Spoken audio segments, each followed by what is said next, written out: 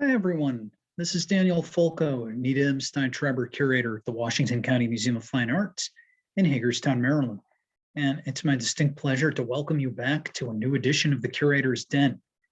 And this time, we're going to be exploring the work of one of our founders, William Henry Singer Jr., and looking at both his art and also his various experiences throughout his life with his wife, Anna, and also many of their friends, some of whom were artists, and exploring how William developed as a painter.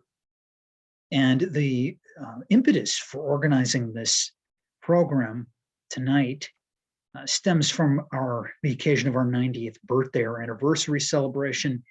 And we just celebrated not too long ago, more formally, but throughout this month and also going through the rest of the year, we'll be organizing some other virtual programs and emails that are focused on this theme of our celebration of 90 years, having opened our doors back in 1931. So I hope that you will enjoy this presentation. Before we begin, I just wanted to put out a thanks there to our sponsors, Dr. and Mrs. Dean Nota Bartolo, for their support of this edition of the Curator's Den. And tonight we're going to be looking at the career of William Singer and also his experiences with his wife, Anna, through about mid-1910s or so. William lives from 1868 until 1943, but this is the first part of a two-part series. And this is just a sampling of some of the works that we will discuss, and the two there on the right we will get to on the next time. But the story begins with our founders, Anna Brew and William Singer. And this is just a lovely photograph. Some of you may recognize it from our recent program. Sarah Hall and I, the director, we talked about the Singers in relation to the 90th anniversary, among many other stories about the founding directors and also other staff members involved with the museum. And this is one of our favorite photos. It's one of mine too. It shows this really loving, tender relationship between both William here on the right and his wife, Anna, of many years. So William, who founded the museum with part of his fortune, was born in Allegheny, which is on the north side of what is now Pittsburgh, Pennsylvania. His father was in the steel business and owned a company called Singer, Nimick in Pittsburgh. In fact, they had made part of their fortune on the manufacturing of armaments during the Civil War. And here in this gallery of oval portraits, photographs, we can see William Singer Jr.'s father, William Henry Singer Sr., among the likes of, for example, Henry Clay Frick. There are other very notable Pittsburgh families shown here, including Andrew Carnegie, Henry Phipps, and also Charles Schwab, to name just a few. So the Singers moved in these very high society circles. And this was the background of William.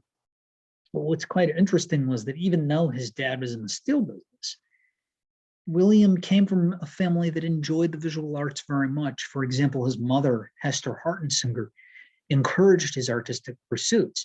And William Sr. here was a Sunday painter. And also interestingly, William Henry Singer Jr.'s grandfather, George, had been a painter and gilder of chairs in Greensburg, Pennsylvania. So the family had very deep roots here in the Pittsburgh region, Western Pennsylvania. And here are just two photographs showing several of the country estates of the Singers, specifically here, Edge Hill Manor, that is what's in today Sewickley. It's still there, but in private hands.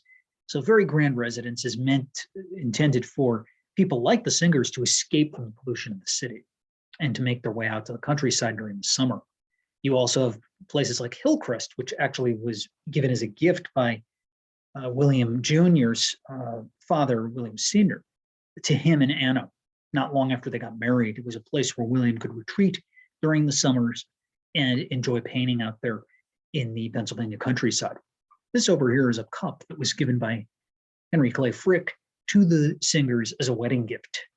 Sort of interesting that this is today still preserved in the Singer-Lauren Museum, which, by the way, we'll be referring to throughout the presentation. That's one of our sister museums. In fact, the sister museum of the Washington County Museum of Fine Arts. So that's Henry, William Henry. This is Anna Brew. And Anna Brew was born in Hagerstown. Her home was on Dunirvin Drive, which is not far from Hagerstown City Park, in which the museum sits. She married William in 1895. And it is with William's fortune, he receives a check from his father in the early 1900s at a dinner that was actually in Pittsburgh, in which each of the children, descendants of William Sr., were given money. And William inherits quite a bit. I believe it's $4 million. And in those days, that was a fortune. And with that, he's able to devote himself to painting exclusively. And he actually resigns from Singer, Nimick and Company in the year 1900, because I think he has a sense that this is going to happen. He does not want to do the business that his family had been in for quite some time. He leaves that to a sibling and also one of his uncles. And William, throughout his life, he exhibits in many different shows, some of them most famously the Carnegie International Exhibition in Pittsburgh. He had 2 paintings accepted for the year 1900. He received relatively good reviews. His parents begin to take his artistic talent seriously, allowing him, of course, to leave the steel mill, and they sponsor a European tour for both Anna and William. And it's in 1901 that he goes abroad and actually experiences this. We'll get to that very soon. That formative experience in the early 1900s is what's going to lead William actually to become an expatriate with Anna in Europe. They first will have an apartment in Paris in the very early 1900s, 1901. And then later they're going to resettle to a place outside of what's today Amsterdam called Laren. And they also have a home in Blaricum. These are suburbs of Amsterdam. And from there, they're going to make their way to Norway, and they will, for the rest of their lives, divide their time between the Netherlands and Norway. William, as you're also going to find out, exhibited his work in Paris, London, and other cities, particularly in the Netherlands, but also in Norway, and also in Oslo. So their story is very international. It's very intriguing, and there are many different players in it. Just a little bit about the important legacy of the Singers. It is with the funds provided by William that the Washington County Museum of Fine Arts is founded in the late 1920s. Between 1928 and 29, the museum opens its doors in 1931, and as you can see here in this newspaper clipping, the Baltimore Sun covered it when it not long after it had opened, and here it shows the original photographs of the small building at that time, which consisted of work for the tall gallery, works for sculpture, but also large paintings. In this case, we can see some of William Singer's paintings that were displayed there originally, and also for sculpture. The museum is founded with 100 works of art that are part of the Singer's collection. Those holdings will be amplified later on in the museum's history. And they gave us works by William originally that you see here. This one is a little bit later. This is from the late 1920s. And also works by such artists who are famous as Rodin. This photograph here shows some of the county officials on the opening and dedication day, September 1931. Here are some photographs of the original building in the 1930s to show you what it looked like. It was quite picturesque. Not all the plantings had gone in at that time. If you come to visit the museum now, the vegetation is certainly much more extensive. And this was the original entrance to the museum off the park. And this is what it looked like across the park lake in about 1935. Now, this was for a very important time because this, of course, gave a showcase to William's work in America. And specifically, one of our first directors, Richard Carl Medford, was a champion of William's work, and he exhibited it frequently in the early days of the museum. On the right, you can see there Medford giving a tour to various visitors during probably the late 1930s, possibly the early 40s. And here is the Gallery for Tall Works, as it looked at that time, installed with both sculpture, but also paintings and drawings. Included in the 100 founding gifts for works by, as I mentioned, Rodin, but also important American Impressionists, such as Charles Haslam. And we're going to come back to that after and learn how the American Impressionists, some of whom William Singer either met or befriended, became important influences on him. The Singers also were very fond of 19th century French painting. Such works as this one, Landscape by Gustave Courbet. And Courbet's realist landscapes also, to some degree, were admired by and perhaps influenced William, particularly in his early work. But you will see more of an direct influence by people such as Charles Haslam. How do we know so much about William's work? Well, of course, he was our founder, but we also have quite a few monographs, quite a few books that are written about him. And one of them is by this guy here named R.W.P. de Vries. And de Vries was actually a painter and a printmaker himself. He was also an art dealer and an author and a bookseller. And he publishes one of the earliest monographs on William Henry Singer. This is the author right here. His name is Rainier Willem Petrus is what that abbreviation stands for. And he published this book on William Singer. It's one of the most important early pieces of research on the artist to document his work up through the late 1920s, early 30s is when this is published. But going back for a moment, how did William get to the point that he did in which he developed the Impressionist style? Well, it has its origins in his days as a kid and as a young aspiring artist in Pittsburgh. William was accustomed to seeing this kind of pollution in Pittsburgh. You see here in this photograph where pollutants are being released into the atmosphere at an unbelievably accelerated pace. It's very sooty, it's very gritty, it's dirty. And what William wanted to do is remove himself from this industrial environment and retreat to the countryside. And as a young man, he did this by working with a group of Pittsburgh-based artists, Western Pennsylvania artists called the Scalp Level Artists, one of whom was a very important one, George Hetzel, who kind of painted in a Hudson River School style. And these early landscapes would have been formative for William Singer. And as you can see, William, like Hetzel, made his way out into the Laurel Highlands, which are southeast of Pittsburgh, part of the Allegheny mountain range, and he would go out and make sketches. In addition, he would come back to his studio and paint finished watercolors like this. It's with the Scalp Level artists with whom William was associated. He not only exhibits with them, but he also observes their technique of going out into nature and painting en plein air, as they say in French, that is, outdoors. And William would often do this as time went on by bringing his paints with him and his brushes and working on oil panels. Later, William would also enroll under the instruction of his peer named Martin Borgord, who is depicted here in a painting by Richard Miller. He would befriend Borgord, but at first he would study under him at the Allegheny Art Institute. And here is a photograph of those students who are making drawings, they're making their sketches from live models. So William had a chance to study there. And he was also known, the artist, for taking photographs and using those as study aids, as so many artists of the late 19th and early 20th centuries did. And there was a place called Rose Point at which William also went, and he actually took these photographs of cattle that are grazing, and he would use these as sources of inspiration for his own work. In sketches like you see here from his scrapbook that was put together by Anna some years later, and it's called Shepherd with a Herd of Sheep.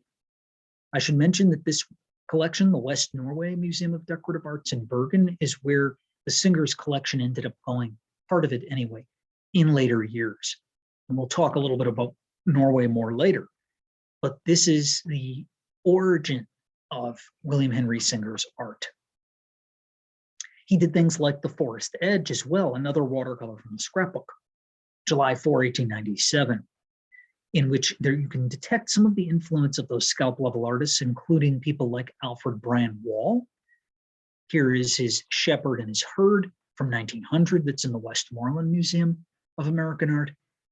And keep in mind this use of the sheep, but also the landscape with grays and earth tones. These would also have an impact on William in these early years.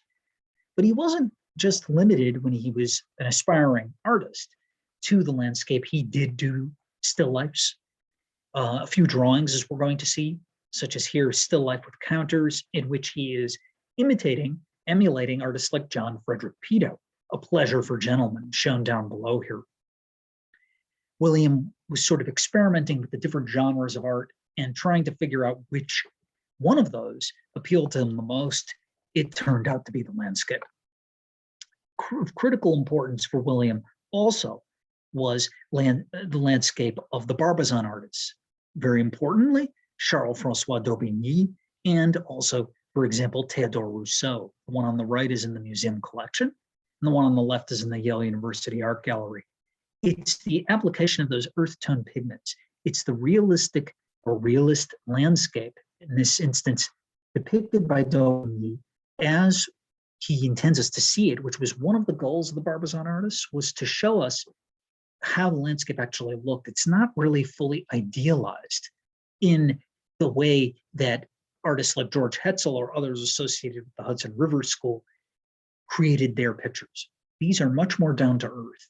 They are showing us the world around us as, at least in the artist's eyes, the Barbizon artist's eyes, as they thought it was meant to be seen.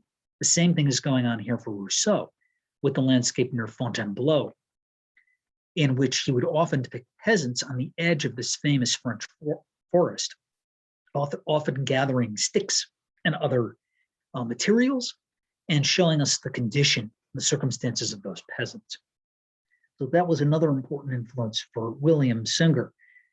And in addition, the technique, the application and variation of thick brushstrokes with kind of brushstrokes that are a little bit thinner and more varied. In other words, it's a more tonalist or impressionist approach to art.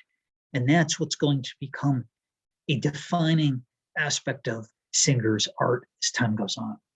Also part of the early group are birch trees near a river from October 1899, which is likely he did this outside of Pittsburgh somewhere. And this is really neat because we see him experimenting here with the reds and accentuating those against the greens and also the whites and pale blues of the composition. He's beginning to move towards a more impressionist style. Singer, no doubt, was familiar with the work of artists such as Claude Monet, and Camille Pissarro. These are quite interesting here, American landscapes that he did as etchings. Singer did not really do that much printmaking and drawing in his career, but early on he does a series of very interesting ones. These likely done in Pennsylvania, and this Aquitaine being a first state, and by that, the ones that he had put into the printing press the first time, run through the press. This one, he would have gone through and inked up the plate, put it in acid bath, and then done a fourth print run of it. So it's interesting to see how he treated the landscape in both of these settings. One in which he's emphasizing brighter light being reflected off the landscape below. Here, this almost looks like it's late in the day, whereby the contrasts between light and dark or chiaroscuro are more accentuated between the water here and then the snowy landscape, the riverbank on the right. As time went on, though, his work began to exhibit more Impressionist influence. And before he goes off to Europe, he still continues to do these kinds of works, particularly to his Hillcrest studio at Edgeworth, Pennsylvania. This is the studio building on the grounds of the Edgeworth estate. This was very much an important time for William. This was in 1905 to 6. He would go back and forth in these years between America and Europe, and he would eventually not live at the Hillcrest at Edgeworth, but actually relocate to Europe on a permanent basis. Some of them become very dreamy as well, such as Landscape at Sunset. And that's what's so interesting about looking at his scrapbook. It really opens a world onto this artist's work. And what's quite interesting is the bulk of the work that's in the collection of the Washington County Museum of Fine Arts is actually Norway. It depicts Norway, or Norwegian subjects. But the works that are in our sister museum, specifically Singer Larne, but also the West Norway Museum of Decorative Arts in Bergen, are more varied. And by that, I mean, they don't just have Norwegian subjects, they also have ones from the time that he's in other parts of Europe. Now, in 1901, William Singer makes a trip to Paris in which he enrolls in the studio of the famous academic artist named J.P. Laurent. And Laurent is very much recognized today as an important late example of academic French painting. His erudition and his technical mastery were much admired, and he employed a highly realistic technique, very different from William's aesthetic. And he created neo-medieval scenes like the one that we see here, the funeral of William the Conqueror here from 1876 at the Museum of Fine Arts in Béziers in southern France, where he looks back at the French past is a source of inspiration. And we also see that here with the release of the prisoners, Carcassonne. Many of these paintings have these historical and political undertones in which he was creating a message, in which he opposed monarchical and clerical oppression. That's what he was trying to convey through going back into French history. But this kind of history painting was not really what appealed to William Singer. When he did figure studies like this one, his teachers at the Academy, including J.P. Laurent, very likely critiqued them. It's not that Singer could not paint and draw the human figure, it's just not what he gravitated towards. But it's interesting to look at this Academy study that he did while he was there. He much preferred to go out into the city, observe people, capture the impressions of the urban environment, and record these in his sketchbook. And specifically, this one ended up in the scrapbook, the chalk study. He found it to be somewhat oppressive, the atmosphere at the Academy, and he basically withdraws from it and decides to move on. But the artistic currents that were popular at the time in Paris, still under the influence of Impressionism, but particularly post-Impressionism, right on the cusp of the development of Cubism, would have had an impact on the young artist. He visits Larne for the first time in around this time. He makes his way there in the very early 1900s, and he comes into contact with the artist colony at Larne outside of Amsterdam. These artists were an offshoot of the Hague School, and they were known for creating Impressionist style scenes. The very earliest artists, such as Anton Mauve that you see here, painted in a more tight manner. But it's this bucolic setting that attracts the artists, because Amsterdam and other Dutch cities are industrializing at the time. And what the Larne artists want to do is they want to withdraw to nature. They want to go into a setting that's more contemplative, that they see as being inherently unspoiled Dutch countryside. And William picks up on this. He creates pieces like the one that you're looking at down here. He also makes very important friends, such as Max Liebermann, the German Impressionist who spent time at the Larne Artist Colony as well. It's founded by an artist named Joseph Israels, and you can see his work represented over here in this windmill scene. And the windmill is something that William also depicts. You can see them in the distance here in this very beautiful Impressionist style landscape that he created. Here are some of the early works that he did there. And Larne is really going to attract his attention. Just as he did back in Western Pennsylvania, Singer goes out, he works en plein air at Larne from about the summers of 1902 to 4. He's going to, of course, return and do more, but he gets his start there. He makes friends with a number of these artists, and they will form important bonds. It's their application of paint, again, in that sort of loose, the use of loose brushwork, but also the earth tones, the focus on the condition of peasants and farm life that appeal to William, specifically in this context. The Larne artists worked near the village of Goy, which is shown here, landscape with farm woman, again, oil on panel, because that was a very portable material that he could bring with him in the outdoors. Or works like this, Larne Shepherd and Sheep, watercolor from the scrapbook of 1904, this one in the winter. And you can see how Singer was influenced by artists like Anton Mauve. William will come back with Anna to America. And what they're going to do in the summer of about 1905 to 6 is they're going to spend time at the Old Lyme Artists Colony with people like Childe Hassam. This was very important and was critical. The Old Lyme Artists Colony had been founded, technically, some will argue, by Henry Ward Ranger, who was a tonalist artist. But it's people like Childe Hassam, and we're going to see Willard Metcalf, who make it very famous. Hassam, his importance cannot be understated as probably the leading American Impressionist artist. And it was really very fortunate for Singer to be able to cross paths with Hassam. Now, the Singers did not become friends with Hassam, more an acquaintance on a professional basis, but they certainly got to know him well enough such that they acquired this painting from the artist himself. It was very likely a gift from the artist, and it's called Old House Gloucester. This is in our collection. It's really one of our highlights. It's an amazing work in which the artist explores the effects of and reflections of light on landscape. Which is very interesting here is that there's a mother and a daughter who are sort of hidden and almost blend into the house. It's white, bright color here in the background. The autumn colors that used by Hassam in his work, such as Church at Old Lyme from 1905 and the Albright Knox Gallery, also have an influence on William, particularly the use of the browns set against the blues. We can almost in this picture get a sense of that crisp fall day as the leaves are changing. And if you put the Old Lyme Church painting by Hassam next to William's work, you get to see how he indeed was responding to him at this time with works like Falling Leaves with the lone figure.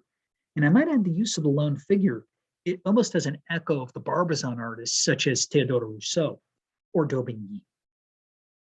You can see how William is absorbing all of these elements and incorporating them into his work, and at this time trying to find and develop his own unique personal style. Another one of my favorites from this period in the Singer-Lauren Museum. Autumn Landscape of 1907 to 8. This is just beautiful. It almost looks like a pastel. He is also influenced by Willard Metcalf, another key American Impressionist. And Metcalf, again, is very important in the development of William's art, particularly in terms of how William thinks about how to create and establish contrasts of light and dark in his works. He meets Metcalf at the Old Lyme Artists Colony, and actually it's really interesting. Metcalf ends up going over to visit the Singers in Norway in the early 1900s. Metcalf, like Childe Hassam, he admired the work of Claude Monet. He was at Giverny. He's very well aware of it, and he certainly responds to it. And you can see the parallels between Metcalf's work, such as New England Afternoon, which is in our collection, the application of these sort of loose brushstrokes, the shadows reflecting off the landscape, the use of the cows, and William's painting here of Highland Farms from 1915. This one either done in Norway or possibly done in Maine. And then on the right, we have a work called Flying Shadows, also by Willard Metcalf, and the parallels are just really striking. It's very interesting to see these visual pictorial dialogues occurring between the two artist friends during the 1910s. Singer also, in conjunction with Anna, befriends an artist named Walter Griffin, who may be a little bit lesser known to you, but he was originally born in Parton, Maine. He too was influenced by the Barbizon artists, and he began working in various places. He was in Canada for a while, and then he taught art at the Art Society in Hartford, Connecticut, moving to Old Lyme in 1904, which is where he crossed paths with William Henry Singer. But this painting that you see here on the left, Old House Along the Coast, has striking parallels with both Metcalf and Singer in terms of those brushstrokes and the sort of almost dotting of the canvases. I should mention, and we'll talk about this more next time, that both Singer and Griffin are also responding to the work of artists like Georges Seurat, who was a very famous French pointillist. In terms of using texture to build up an overall composition and establish contrasts between different colors of the color palette, sometimes using subdued earth tones, but other times using what we might consider almost arbitrary colors in which they're sort of accentuated. The greens can turn into these very bright blues and purples at times, very interestingly, in pieces like Stroudwater House, which was done in Maine and donated to our museum in 1949 by Anna Singer. However, one of the key differences with Walter Griffin's works is that his brushstrokes are much thicker than William's. William painted much more thinly, whereas Griffin used impasto technique. And impasto means the thick application of brushstrokes. William and Anna would also spend some summers up at Monhegan Island, which was a very important other artist colony, originally founded by the artist connected to the Hudson River School, Aaron Draper Shattuck, but it blossoms into an enormous haven for artists who flock to this island in the summers to paint the fleeting effects of light and atmosphere and weather in this beautiful natural setting. And indeed, William found his way there with people like Griffin, where he did in this very lovely oil on panels, Storm Clouds from 1908, which very likely originates from that time.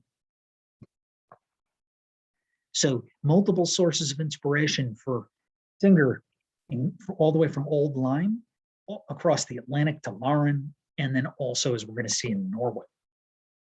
And it was about 1901, as you can see in this quotation here, that he states, "When I started for Paris, I existed only. From that time, a chance was given to me to live." And by that, what he means is when he went over to France and specifically to Europe, it really opens up his eyes to the large body of work and the enormous sources of inspiration available to him coming from Impressionism, but continuing into post-Impressionist French and other European art. And he sort of synthesizes that in works that he creates at Monhegan, such as Beach at Monhegan here from 1901, which is very much in the vein of these European Impressionists and post-Impressionist artists. This one is just lovely up here. It's from that time period, and it's a lovely sunset. This one actually looks like it's a watercolor, possibly from the scrapbook. Also, when he was at Monhegan Island, he did very interesting works that almost have Barbizon undertones, such as Landscape with Sheep from 1901. Again, he really enjoyed doing these sheep. This wonderful drawing of the harbor at Monhegan and the Singer Lauren. And one can see the parallels with late Barbizon artists such as Jean-Charles Cazin. This is in our collection called The Rural Farmhouse at Dusk, particularly the parallels between the Cazin here in our collection and this Monhegan landscape with sheep at dusk and the use of the farmhouses.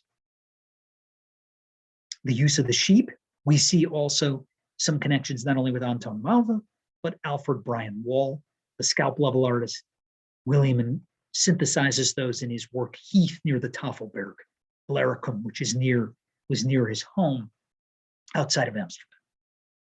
But at this time, I should point out that Singer in these early years, particularly 1901 to 2, was still working out his personal style. So he uses a much darker palette than you're going to see with the later works. And he's much more beholden to the tradition of Barbizon and early Laurent artists such as Anton Malva. But his palette will brighten as time goes on. Singer continues to exhibit his works at places like J.J. Gillespie and Company in Pittsburgh, the annual artist exhibitions at the Carnegie Institute, and he will send us a variety of these works back home at various times. But he's going to become increasingly steeped in the village of Lauren and the surrounding landscape, the subjects that it affords to him. One of his most favorite subjects to paint was his garden at his home, and this is very important to him from the 1910s. These are just beautiful works in which he's exploring color, texture, and form on the surface of the canvas and looking at and really immersing himself in nature and looking at how does light affect nature at different times of the day. From morning to night, he will immerse himself in this. And you can see the parallels between works like this one by Griffin, Stroudwater House from Maine, and the influence that Griffin had on Singer, particularly the choice of color palette, those greens and blues, but the trying to achieve these thick textures in the trees in Corner of My Garden. One of Singer's friends is Henri Le Sidanet, who's a sort of a pointillist painter, a post-impressionist who's influenced by people like Edouard Manet and Claude Monet. But Sidanet, of course, develops his own unique style. But he likes to explore the use of light and its effects on houses and architecture paired with natural and garden settings like this one. His application of the paint to the canvas is very similar to that of Singer. And here is a really interesting series of photographs that were taken at different moments. Here's William Singer on the left, on the right, and there's left Henri Le Sidanet, the French painter. In fact, I believe the two artists probably exhibited. I believe they exhibited together in Paris during the 1910s, 20s, and they became pretty good friends. You can see how when Singer is going into his garden, how he's responding to the use of those yellows, those greens, and also the incorporation of the house itself as a subject next to the garden. So the orbit, the circle of the Singers becomes larger and larger as their lives progress. They get to know more and more artists. And we'll be exploring that next time in terms of seeing how their circle expands in different ways. Certainly with this picture, Fog at Noon, shown on the left by Sidanet, probably done before 1939, William Singer is really picking up on this use of bright light, and that's going to really manifest itself later on. But the garden became a very important subject for Singer. He invites Walter Griffin, actually, to one of their villas called the Villa of the Wild Swans in about 1912. And the parallels are just striking between Singer, Griffin, and also Sidanet during this time period. The Singers really loved the landscape and the atmosphere and the weather in Lauren at this time, as well as Snow in My Garden, which gives us a perspective on the Singer's house during the winter months. The Singers will also make their way to Italy, and these are just a couple of works that William did during their 1908 to 09 trip. A beautiful pencil on paper drawing of Venice on the left, and on the right, a lovely pastel called Panorama of Florence. This has almost a quality to it that reminds one of James Abbott McNeill Whistler, or one of the members of the Etching Revival who worked in Venice during the late 1800s and early 1900s, and then William's impressions in this pastel of Florence.